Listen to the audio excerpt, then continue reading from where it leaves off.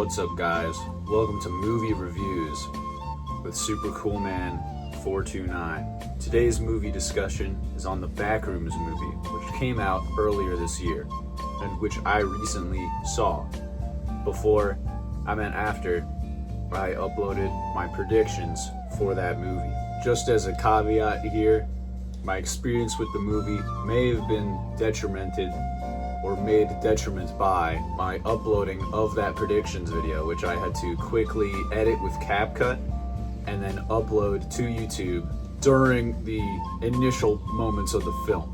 My phone was on like 9% and I had to get that video uploaded because we're doing daily videos and I'm not about to break my streak to watch the Backrooms movie. So during the initial 30 or so minutes of the movie, I had my phone on my knee and I just had to keep tapping it so it didn't close. And I also was watching the battery go down, hoping that my phone would make it and upload the video, which it did, but that may have hindered my experience watching the movie. So just keep that in mind. We're trying to be honest as possible here on supercoolman429 reviews. In other news, the Backrooms movie. Here are my initial thoughts. I think that this film had a good setup and a good ending. However, I think there was a lot of meat missing in the middle of this movie. The performances were fine. 12 Years a Slave guy was okay. I gotta really know his name. Chiwetel Ejiofor had a good performance, I dare say. And lady from Sentimental Value had, I should probably know her name too, Renate Reinsve. She's white, doesn't matter that much that I get her name right. Renate Reinsve was also okay. But one thing hindering both of their performances for me was just the fact that, like I said, there's meat missing in the middle of this film that I felt stopped me from connecting with either of these characters. Those are the main two characters. Those are the ones you see in the trailer, and they really do not deviate from that in any meaningful way. I frankly was being very stupid when I was making my predictions. I thought this was going to be a much dumber movie than it ended up being. I mean, I don't know, you know, if I was really in horror mode mindset when I was thinking about what would happen in this movie, I probably may have made different predictions, but I was in blockbuster mode when I was making those predictions. I was in Blumhouse mode, we'll say. Blockbuster horror movie. That's the mode I was in when I was making those predictions. So, it sort of usurped my expectations that way. I think it took a whole hour before I was like, oh, I see what the type of thing this is. And that's about that. Did it blow my mind? No, it impressed me. We're gonna have to go into spoilers now. Now! The tall captain pirate, that was very scary. And, well, not very scary, but it was scary. It was accessibly and understandably scary. And I frankly did not see it coming.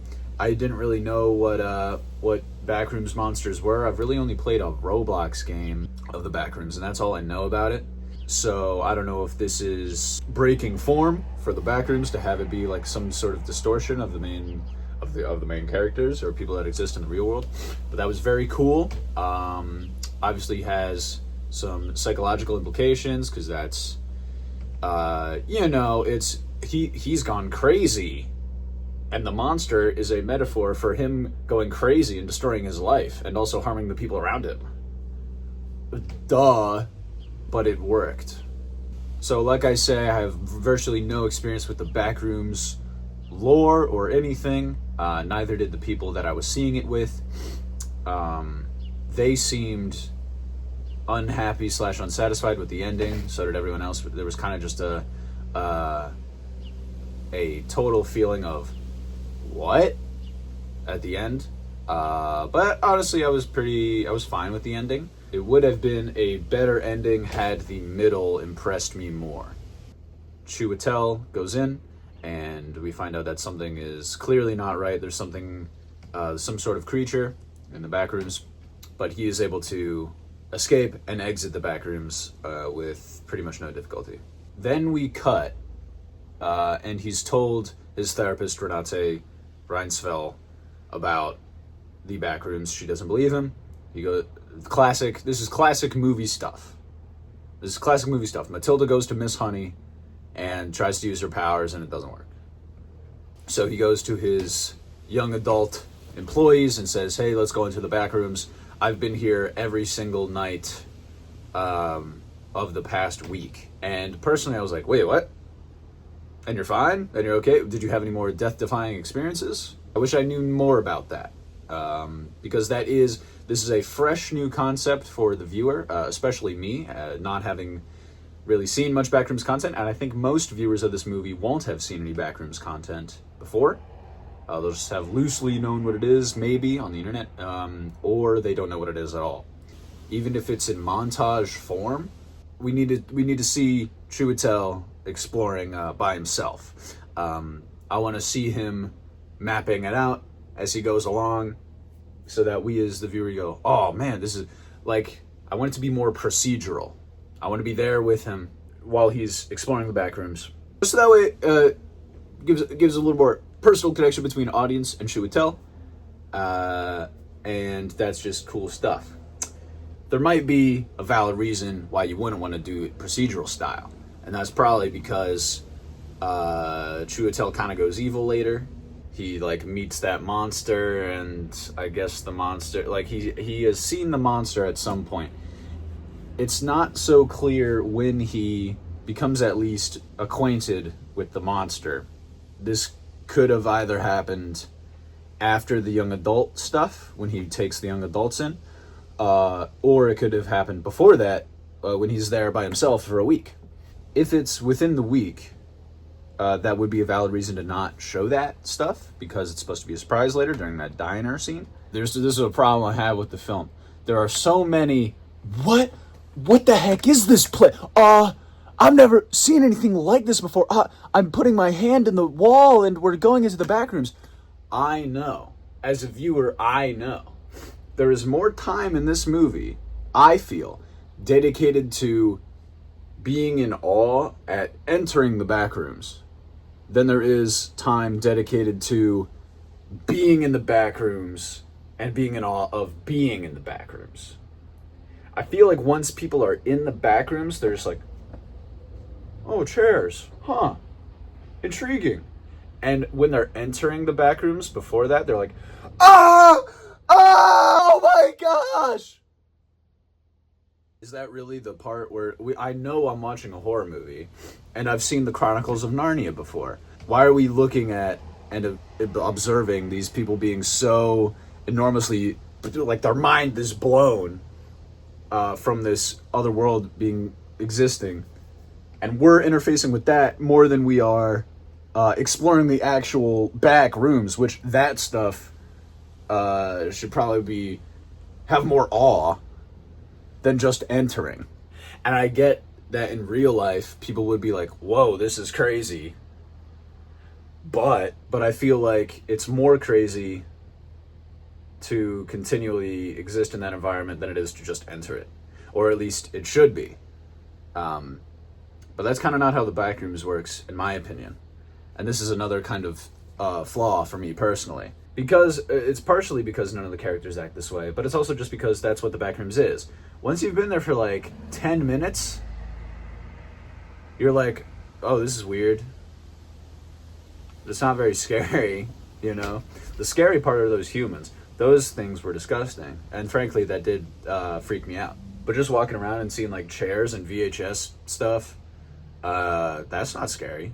If any, I think it would be like fun to be in the Backrooms. Just jump around, pick up stuff and throw it at the wall, or I don't know, play with your friends and stuff. And I get it, there's monsters in there. That's the scary part. I feel like that's just a structural problem with the Backrooms in general, just like as a concept. And it's also just kind of exhausting as a viewer. Because then later the therapist, Renate, goes into the Backrooms, and she's also like, what? what is this? Wow. Am I playing a AAA game right now? I get it. I've seen 3 people enter the Backrooms at this point, and they all acted exactly like this. Why do I have to watch this again? Back to the young adult stuff. Them going into the Backrooms with their little VHS thing. I was confused by that, by the way. Why is this VHS? Because VHS spooky? Because past equals scary? There's no other like tell that it takes place in the 1990s. I went to the person next to me, my good friend Steven, and I was like, Steven, when does this take place? Why are they using VHS stuff? And he Googled it, and he was like, it takes place in the 90s. And I was like, okay. I mean, how do we know? Why do we know that? Just because they're using VHS stuff? And why does it take place in the 90s?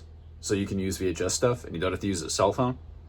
Pull up the Lindy Man tweet. It says that movies have to take place in the past because you can't use a cell phone. And Lindy Man is saying that this is like a feature of modern movies, that they try to ignore iPhones because iPhones seem dumb and lame. In the Backrooms movie, why does it take place in the 1990s? Is it so you can use a VHS filter? Because it looked like crap, and I didn't like it. And then they lower that kid down that chute to explore, and I get that, but they walked around for like 4 seconds before they get to this chute. So it did not feel to me like going down the chute was warranted. I get that he has this map, but why don't you explore like the whole, like more horizontally before you go down vertically down this 100-foot chute that you and a very small girl are gonna lower him down into? That doesn't track to me. I just don't see why you would do that. And gee, I wonder if something's gonna go wrong when he goes down this chute. This is another problem of not having enough meat. If everything that you're showing me in the movie is something I know is going to be essential, then when they're lowering him down this chute, I don't feel as much suspense because I know it's something essential. Ergo, I know the monster's down there, and I know he's going to get got. I mean, that was not surprising at all. As soon as he starts to go down the chute, you know something's bad going to happen. It's not suspenseful at all. If they spent a little more time just like walking around and stuff, I think they do for probably like 30 seconds before that shoot scene. Then it'd be like, okay, it could possibly be that down there's like a clue or something, or just something interesting. It's not necessarily a monster, because I would have seen all these scenes where there's not a monster. You get what I'm saying? Okay, so then the monster chases him around and it kills him. The therapist goes in, and she finds Chiwetel, and they're tied up like the Texas Chainsaw Massacre, which was a good scene. But like I said, it's right out of Texas Chainsaw Massacre. You're tied down at a dinner table, and I'm gonna cut someone's like stuff off and put it on you. So a little derivative, but the whole content of like echoing what had happened in the therapy earlier, that's good. That's good stuff. And that monster coming in, that was pretty tight. Like I said, those humans are really disgusting. I will say one thing about the Chiwetel Monsterman. When he comes into frame, first off, looks very funny. But I will say scary, the way it moves and stuff, and it kills people and whatever. It's like first line when it comes into the room is like, oh. Frankly, we laughed at. We thought that was very funny. Steven said it was this sound, which is a funny sound. And then Chiwetel gets bitten, and he's like, ah! I feel like you would be screaming before that point, like when you get picked up, or like as the teeth go in. But as it is, it's like, let's stop a beat so we can hear the 10-layered crunch slop effects, and then we'll get the scream. Literally, it was like a half second, but it took me out for some reason. Okay, and then the company stuff at the end. I mean, it was alluded to in like little bits, but if there were a couple more clues, it would have probably thrown me off of the Chiwetel Goes Crazy scent. because I would have been focused on the structure of like, okay, Chiwetel's mapping this stuff out, and also he's picking up these clues about this company or something, which we don't know what it is. Maybe they built the Backrooms, whatever. Like, that's what you'd be thinking while the movie goes on. And then it takes a turn with Chiwetel going crazy, and turns out he's the villain and not the corporation. That would be cool, but we really don't pick up on that at all while we're exploring around. Which is kind of a detriment, because the movie opens with this VHS, oh, frick, let me swear as many times as possible because I'm stressed. Oh, a monster, up! And then he dies. I don't know. Do we really have to start with that? Do we really have to start with this allusion to the company? Why would we start with that promise if the whole rest of the movie, except for the ending, like literally 10 minutes, has nothing to do with the corporation? Okay, I was fine with the ending. Here's a couple things that I just forgot to mention in that earlier portion of the video. First off, Renate Reinsve, her accent was not crazy, but it was noticeable. Did not by any means, I mean, it kind of took me out. I'll be real, it kind of took me out, like slightly, like 5%, because in my head I'm going, yeah, she's Norwegian, I know. I saw sentimental value, I know. But in this movie, she's American. So, I don't know, whatever. I mean, who cares? The music is good. The wide-angle lens, I'm so used to looking at wide-angle lens stuff that it makes me pretty much just only cognizant of the fact that the things are smaller in real life than how they look on the screen. So the whole time someone is moving in the back rooms and it's a wide-angle lens, I'm going, that room is probably pretty small, which kind of defeats the whole purpose of the back rooms, because it's supposed to be big and stuff. Also, the ceilings look like low. They look pretty low. That's how I felt. That's my honest opinion. And we're all about being honest here on my movie review show. Also, the suburbia that the young adults live in, little on the nose. It was a little art poppy with like pink benches and stuff. I don't think anywhere in the world has looked like that ever. And I know because things are mimicked by the back rooms, things in the back rooms look both a little more uniformitarian and also a little more off kilter. But if the real world looks like Edward Scissorhands, it kind of takes away from that a little bit.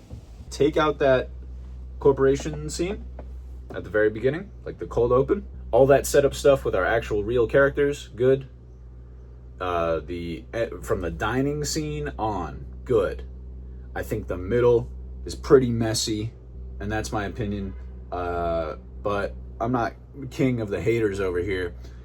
What worked. I'm feeling possibly a 6 out of 10 on this one.